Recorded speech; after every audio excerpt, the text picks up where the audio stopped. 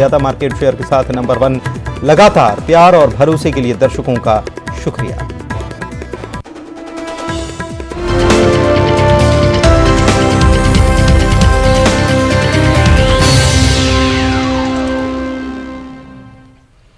नमस्कार, एमपी दिन भर आप देख रहे हैं। आपके साथ मैं हूं पुनीत। चलिए खबरों की करेंगे शुरुआत और सबसे पहले बड़ी खबर की करेंगे बात। खबर सागर से है, जहां पर गौर झामर थाने के एएसआई रामलाल अहिरवार को अगवा कर उनके साथ मारपीट करने के मामले में पुलिस ने बीजेपी नेता के भाई आरोपी चंद्रहास सिंह को गिरफ्तार कर लिया है। पुलिस ने देर शाम आरोपी को सागर से गिरफ्तार किया और कोर्ट में पेश कर जेल भेज दिया। आपको बता दें कि पुलिस ने आरोपी के खिलाफ अपहरण, सरकारी काम में बाधा डालने समेत मारपीट की धाराओं में मामला दर्ज किया था।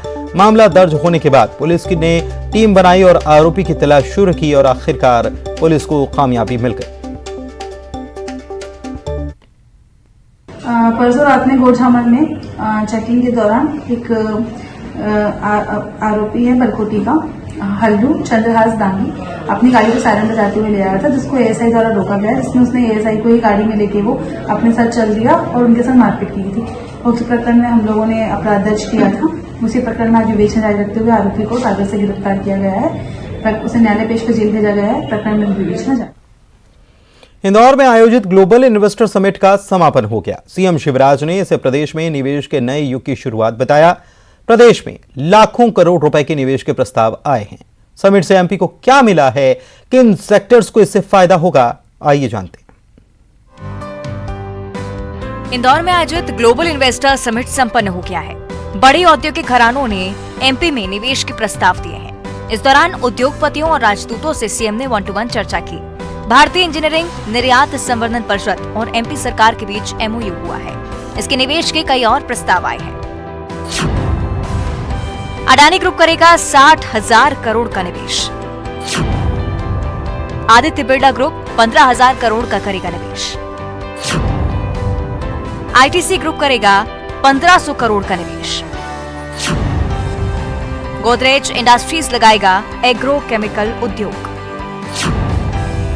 टाटा ग्रुप बढ़ाएगा रिटेल आउटलेट की संख्या। जेएलएल समूह ने दिया 5,000 करोड़ निवेश का प्रस्ताव। हांगकांग के एपिक ग्रुप ने दिया निवेश का प्रस्ताव। भोपाल में 400 करोड़ की लागत से गारमेंट इकाई लगाने का प्रस्ताव। 10,000 लोगों को मिलेगा रोजगार। प्रदेश में प्रशिक्षण केंद्र खोलेगा एपिक समूह। नॉर्वे की कंपनी ने छिंदवाड़ा में निवेश का दिया प्रस्ताव। सोलर और विंड एनर्जी में निवेश का प्रस्ताव। इजराइल के काउंसलर जनरल ने कृषि के क्षेत्र में दिखाई दिलचस्पी। कौशल विकास, स्मार्ट सिटी और इंफ्रास्ट्रक्चर में निवेश। Singapore Indian chamber of commerce and industries ने दिया प्रस्ताव। फूड प्रोसेसिंग थीम पार्क बनाने का प्रस्ताव। शाही एक्सपोर्ट ने इंदौर में 200 करोड़ निवेश का दिया प्रस्ताव। नर्मदा शुगर प्राइवेट लिमिटेड लगाएगी राइस ब्रांड रिफाइनरी। निवेशकों के प्रस्ताव से सीएम शिवराज सिंह चौहान उत्साहित नजर आए। सीएम ने कहा कि मध्य प्रदेश में निवेश का नया दौर शुरू हो रहा है। मालवा निवाड़ में 6,95,258, रीवा शहडोल में 2,88,179, जबलपुर सागर में 2,41,898, भोपाल नर्मदापुरम में 1,65,059 और ग्वालियर चंबल में 1,52,147 करोड़ रुपए के ये निवेश के प्रस्ताव प्राप्त हुए। इसका मतलब यह कि पूरे प्रदेश में अलग अलग क्षेत्रों में ये निवेश के प्रस्ताव हमको प्राप्त हुए हैं। टोटल 15,42,550 15,42,550 करोड़। बहुत बहुत धन्यवाद।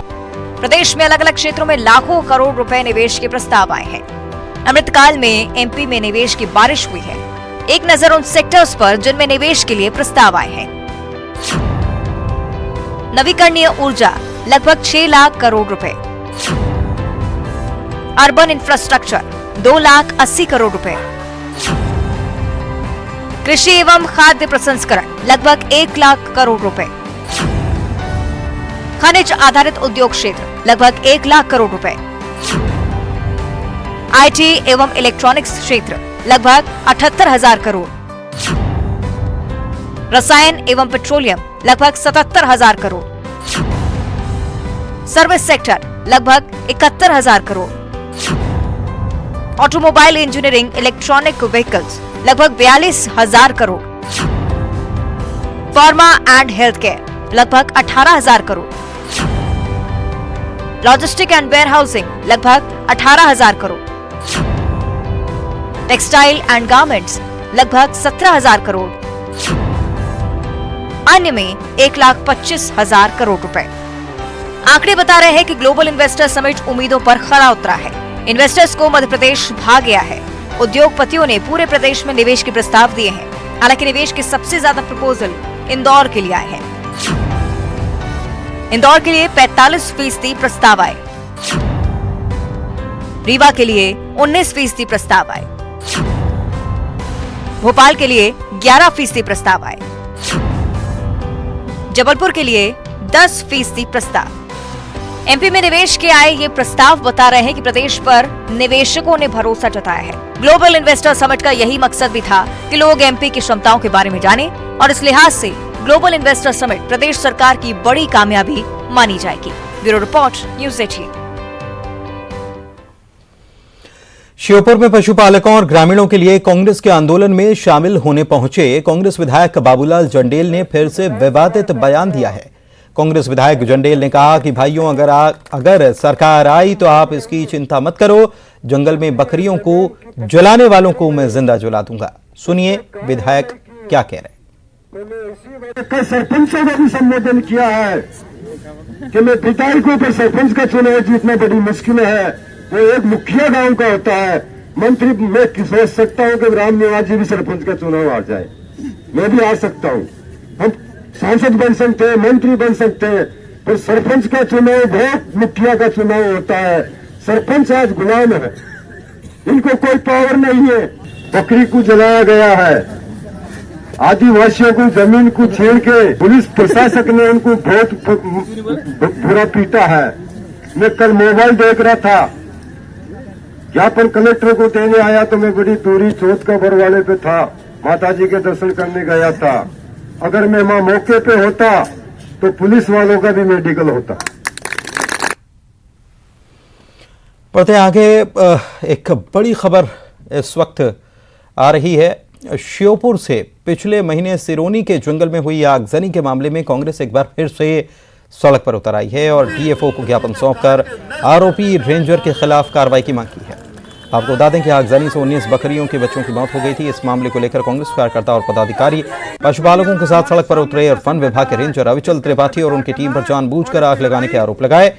कांग्रेस और कार्यकर्ता पदाधिकारियों के साथ आए पशुपालकों का आरोप है कि जब से कूनों में चीते आए हैं तब से वन विभाग के अधिकारी कर्मचारियों की मनमानी, दादागिरी बढ़ चुकी है।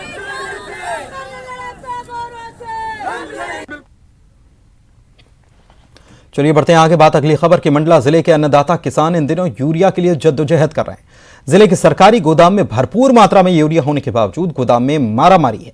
हालात इतने खराब हैं कि यूरिया के लिए किसानों को कई किलोमीटर चलकर मंडला जिला मुख्यालय आना पड़ रहा है।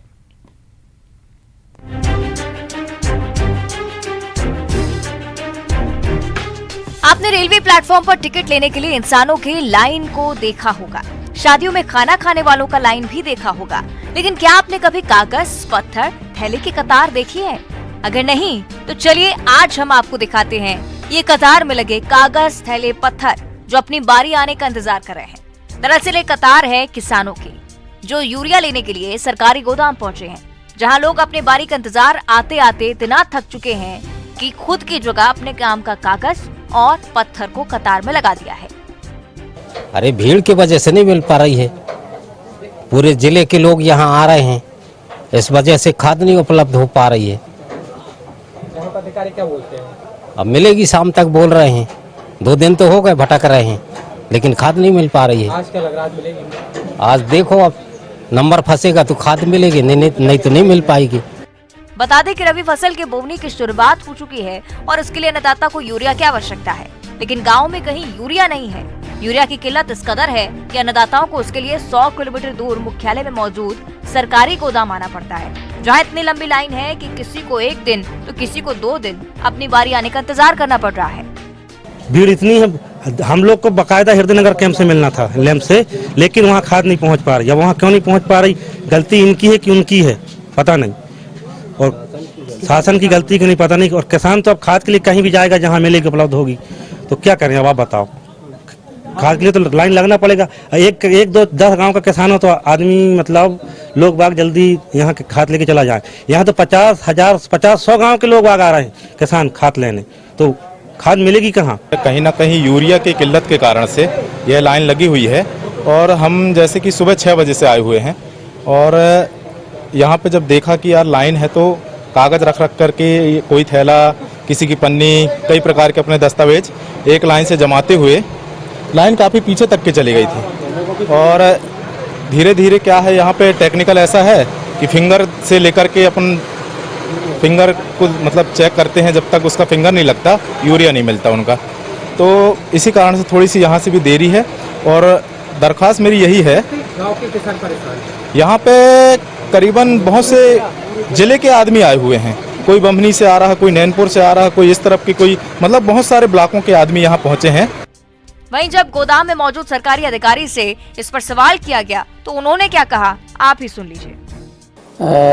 डीएमओ मंडला में पर्याप्त मात्रा में खाद है, चूँकि सोसाइटी में भी खाद हमारे पास पर्याप्त मात्रा में है। सोसाइटी से नगद वितरण में प्रतिबंध होने के कारण किसान ज़्यादातर यहाँ आ रहे हैं, इस कारण से यहाँ भीड़ लग रही है। तो हम व्यवस्था कर रहे हैं कि मैं आज से मेरे अधीनस्थ जो ग्रामीण कृषि विस्तार अधिकारी हैं, प्रत्येक की प्रतिदिन वहाँ ड्यूटी लगा रहे हैं, ताकि सुचारू रूप से खाद का वितरण हो सके और किसान को समय पर खाद मिल जाए। तो आपने सुना, यूरिया की भरपूर मात्रा है, लेकिन फिर भी किसानों को 100 किलोमीटर दूर से मुख्यालय के गोदाम में आना पड़ रहा है। हालांकि अधिकारी ने भरोसा तो दिलाया है कि जल्द गांव-गांव में यूरिया उपलब्ध करवा दिया जाएगा, लेकिन ऐसे में आने वाले वक्त ही बताएगा कि क्या किसानों के लिए अधिकारी आंख खोलकर काम करते हैं, या फिर कल भी उन्हें ऐसे ही कागज, पत्थर और थैलों को कतार में खड़ा करना पड़ेगा। मंडला से न्यूज़ 18 के लिए कृष्णा साहू की रिपोर्ट। और बेहद दुखद खबर इस वक्त आ रही है, जदयू के पूर्व अध्यक्ष शरद यादव का निधन हो गया है। 75 साल की उम्र में उन्होंने अंतिम सांस ली है। फोर्टिस अस्पताल में उनका इलाज चल रहा था, और शरद यादव की बेटी जो है उन्होंने ट्वीट करके लिखा है कि पापा नहीं रहे। 75 साल की उम्र, उनकी 1 जुलाई 1947 को जन्म हुआ था, और 1977 में जनता दल के अध्यक्ष शरद यादव थे।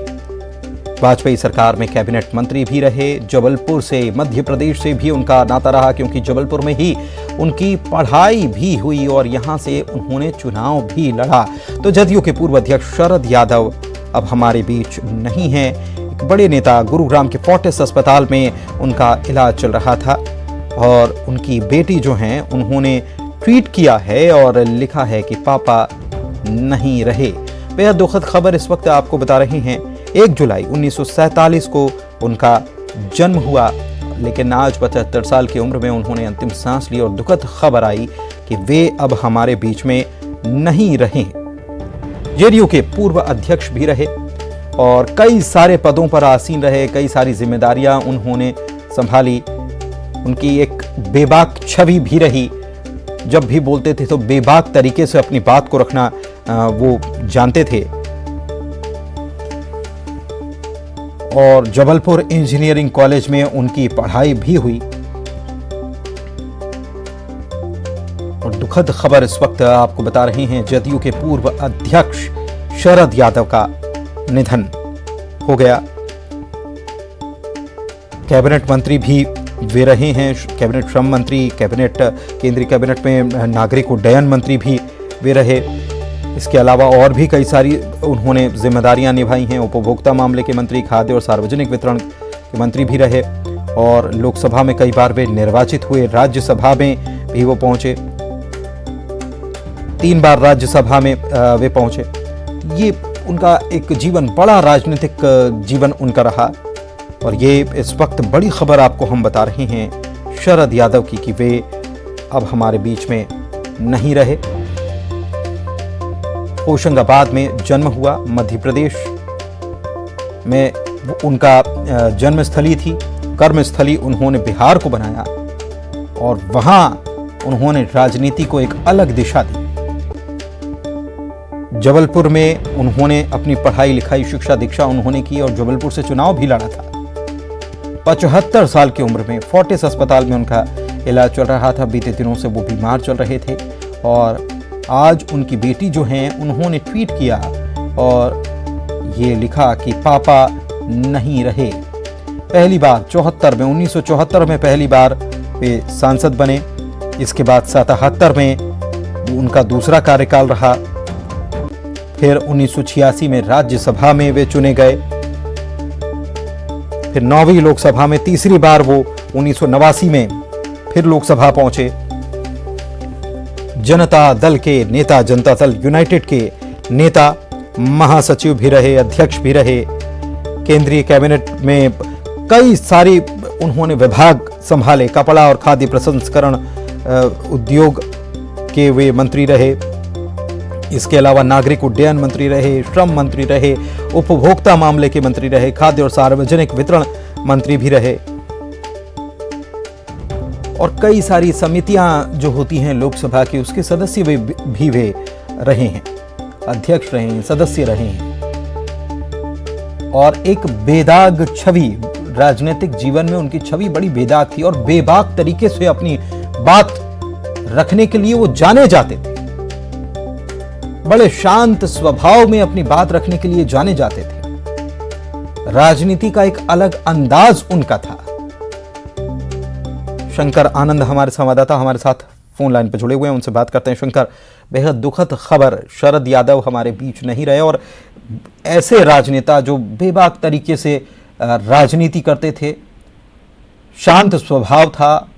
आज की राजनीति और उनकी राजनीति करने का तरीका बहुत अंतर था और निश्चित रूप से राजनीति के रूप में, एक बड़े राजनीतिक के रूप में वो हमेशा याद आएंगे। जब भी किसी को राजनीति का पाठ पढ़ाना होगा तो उनका नाम लिया जाएगा कि उनसे सीखना चाहिए। निश्चित तौर पर देखिए, शरद यादव का जाना एक राजनीतिक गलियारों में एक बेहद बड़ी खबर कही जा सकती है और क्योंकि एक कई दशकों तक उनका एक राजनीति में एक बड़ा कद रहा है और जिस तरह से वो जेपी आंदोलन से जिस तरह से उनकी शुरुआत हुई, जेपी आंदोलन के वक्त में काफी चर्चा के केंद्र में बने थे। उसके बाद जिस तरह से लालू प्रसाद यादव की बात करें या नीतीश कुमार की बात करें या अभी जो मौजूदा सरकार है, बीजेपी सरकार है, इसमें कई बड़े नेताओं के साथ उनके बहुत अच्छे संबंध रहे हैं, बहुत अच्छे दोस्ताना संबंध रहे हैं और यहाँ तक कि चाहे प्रधानमंत्री नरेंद्र मोदी के साथ की बात करें, उनके साथ भी एक अच्छे जो रिश्ता जो है वो उनका रहा है। और एक कहा जा सकता है कि जिस तरह से उनके निधन की जो खबर आई है वो गुड़गांव स्थित अस्पताल से खबर आई है। हालांकि इस मामले में उनकी पुत्री ने खुद इस मामले की औपचारिक तौर पर जानकारी देते हुए बताया कि पापा नहीं रहे। एक तरह से कहा जा सकता है कि शरद पवार सिर्फ जिस तरह से उनका वास्ता सिर्फ बिहार नहीं, मध्य प्रदेश ही नहीं बल्कि कई अलग अलग राज्यों से भी उनका संबंध रहा है। और शरद यादव का जो जाना है, शरद यादव का जाना निश्चित तौर पे एक बहुत बड़ी जो एक खाई है, वो खाई कही जा सकती है कि वो उसको पाटा है उन्होंने। और एक तरह से कहा जा सकता है एक बेहद गम की जो खबर है, ये इस खबर को जानने के बाद कई बड़े राजनेता जो हैं और कई जो उनके जो समर्थक हैं जो दिल्ली में रहते हैं वो तुगलक स्थित उनके आवास पे पहुंच रहे थे। लेकिन ठीक है, आप हमारे साथ बने रहिए। मैं आपसे और डिटेल्स लूंगा कि अब आगे क्या जानकारी इसको लेकर है। अब आप हमारे साथ बने रहिए। इस वक्त जेपी धनोपिया साहब कांग्रेस से हमारे साथ जुड़े हुए हैं। धनोपिया साहब, बेहद दुखद खबर, राजनीति बिहार की बिहार में ही उन्होंने अपना राजनीतिक जीवन जो है बिहार के लिए खपा दिया, लेकिन मध्य प्रदेश में जन्मे, मध्य प्रदेश में पढ़े और चुनाव भी पहला तो मध्य प्रदेश से उन्होंने जबलपुर से ही लड़ा। आज हमारे बीच नहीं रहे शरद जी। देखिए, शरद यादव जी बहुत ही कर्मठ नेता थे, ईमानदार नेता थे, मध्य प्रदेश की माटी के सपूत थे, मध्य प्रदेश के होशंगाबाद जिले के बावई के रहने वाले थे और 1975 उन्होंने पहला चुनाव लोकसभा का सबसे कम आयु के सांसद के रूप में जबलपुर से लड़ा था। निश्चित रूप से शरद यादव जी के प्रति हम सब सम्मान करते हैं और एक ऐसे व्यक्ति जो सबको साथ लेके चलने की राजनीति करते थे। वो विचारधारा अलग हो सकती थी राजनीतिक दल अलग हो सकता था, लेकिन उनका सबका एक उद्देश्य होता था कि खुशहाली हो, लोगों में साम्प्रदायिकता का कोई अभाव रहे और ऐसा वातावरण बने कि सब लोग बिल्कुल जुड़कर रहे। और वही राजनीति आदरणीय शरद यादव जी ने की है। उनके निधन से बहुत गहरी क्षति हुई है। कांग्रेस पार्टी की ओर से मैं उनके श्री चरणों में श्रद्धा अर्पित करता हूँ। ईश्वर से प्रार्थना करता हूँ कि ईश्वर उनकी आत्मा को शांति दे और शरद यादव जैसे व्यक्ति का पुनर्जन्म हो, जिससे हमारे देश की साम्प्रदायिकता, सद्भाव और सद्भाव का वातावरण दोबारा निर्मित हो सके। शुक्रिया हमसे बात करने के लिए। जेपी धनोपिया साहब कांग्रेस की तरफ से हमारे साथ जुड़े हुए थे। कांग्रेस के प्रवक्ता भी हैं, वरिष्ठ अधिवक्ता भी हैं और हमारे साथ हमारे सहयोगी शंकर लगातार जुड़े हुए हैं।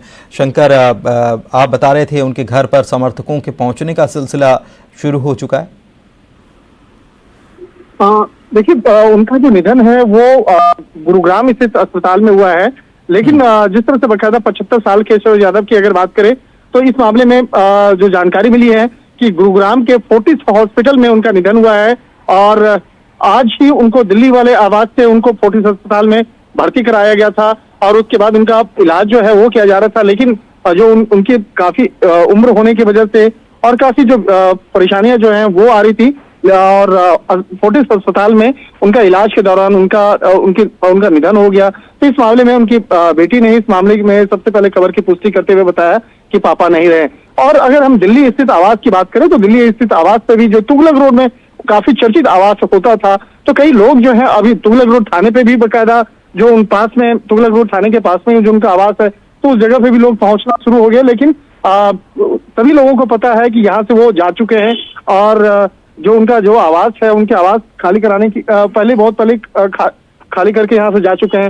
एक तरह से कह सकते हैं कि जिस तरह से जो शरद यादव की बात करें तो शरद यादव जो है एक ऐसे राजनेता के तौर पे पूरे देश भर में चर्चित हुए थे। जब जेपी आंदोलन हुआ था और बिहार से निकल के जिस तरह से वो पूरे देश भर में काफी चर्चा का केंद्र हुए थे, तो शरद यादव जो है सिर्फ लालू प्रसाद यादव और नीतीश के एक अच्छे दोस्त के तौर पे नहीं बल्कि एक अच्छे और बड़े नेता के तौर पर शरद यादव पूरे देश में जाने जाते थे। और शायद इसी का तकाजा है कि वो अटल बिहारी वाजपेयी जी के समय में भी वो केंद्रीय मंत्री बने और जिस तरह से वो केंद्रीय मंत्री बने तो उनकी जो एक सोच है और एक राजनीतिक जो एक गणित जो है उनको समझने में एक उसको महारत हासिल था।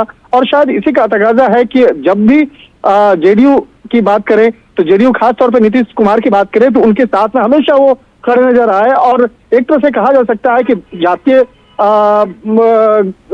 राजनीति की बात करें या जो राजनीति की एक पाठशाला, चलती फिरती पाठशाला अगर कहा जाए तो शरद यादव वो नाम है, क्योंकि बहुत बहुत अनुभवी नेता शरद यादव और हमारे बीच नहीं रहे। हितेश वाजपेयी साहब बीजेपी की तरफ से इस वक्त हमारे साथ जुड़े हुए हैं। वाजपेयी साहब, ये दुखद भरी खबर आई और दुख भरी खबर आई और पहली बार सांसद बने, जबलपुर से ही चुने गए, 2 बार मध्य प्रदेश के जबलपुर से सांसद चुने गए, मध्य प्रदेश में ही जन्मे और आज ये दुखद खबर आई कि वे हमारे बीच नहीं हैं। पॉलिटिकल करियर की तो उनकी बात ही क्या की जाए, बहुत अनुभवी नेता। देखिए प्रदोष जी, बिल्कुल बहुत शॉकिंग ये खबर है और न भूतो न भविष्य से ऐसा जो कहा जाता है। शरद यादव जी वो राजनीतिक व्यक्तित्व रहे हैं जिन्होंने समाजवादी राजनीति हो, चाहे लोहियावादी राजनीति हो या जेपी का मूवमेंट रहा हो, गैर कांग्रेसवाद को एक मजबूत आधार देने का काम इन लोगों ने किया स्वतंत्रता के पश्चात। और इमरजेंसी का समय हो और जैसा आपने कहा बिल्कुल ठीक है, चूंकि वे जबलपुर से ही संबद्ध रहे तो बहुत लंबी यादें उनकी मध्य प्रदेश से भी जुड़ी हुई हैं।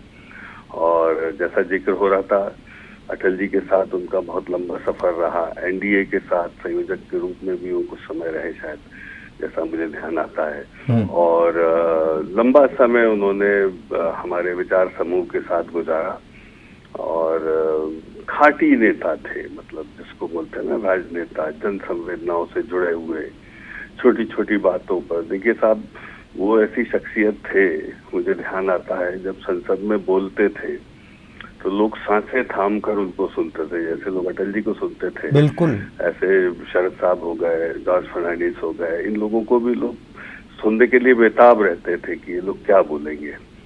तो उस बुनियाद लोकतांत्रिक परंपराओं की बुनियाद के वो मैं समझ सकता हूं कि मजबूत पत्थर थे जिसके आधार पर हमारा जो एक संवाद का सेतु पार्लियामेंट में बना है पक्ष और विपक्ष के बीच में। ठीक है, बहुत शुक्रिया हमसे बातचीत करने के लिए हितेश जी। और एक दुखद खबर, होशंगाबाद के बाबई में जन्म हुआ था नर्मदापुरम के, अब तो नर्मदापुरम हो गया, तब होशंगाबाद के नाम से ही जाना जाता था। और 1 जुलाई 1947 को जन्म हुआ। पढ़ाई भी मध्य प्रदेश में हुई, जबलपुर में उन्होंने पढ़ाई की, वहीं से राजनीतिक करियर की शुरुआत की सफलता मिली और उसके बाद अपना राजनीति का क्षेत्र जो है उन्होंने बिहार को बनाया। जनता दल यूनाइटेड के अध्यक्ष भी 2 बार रहे और 75 साल की उम्र में उनका निधन हुआ। सभी राजनीतिक गलियारों में इस वक्त शोक की लहर है। एक बड़े नेता का जाना, अनुभवी नेता का जाना सबको दुखित कर गया। और इस वक्त इस बुलेटिन में इतना ही। नमस्कार।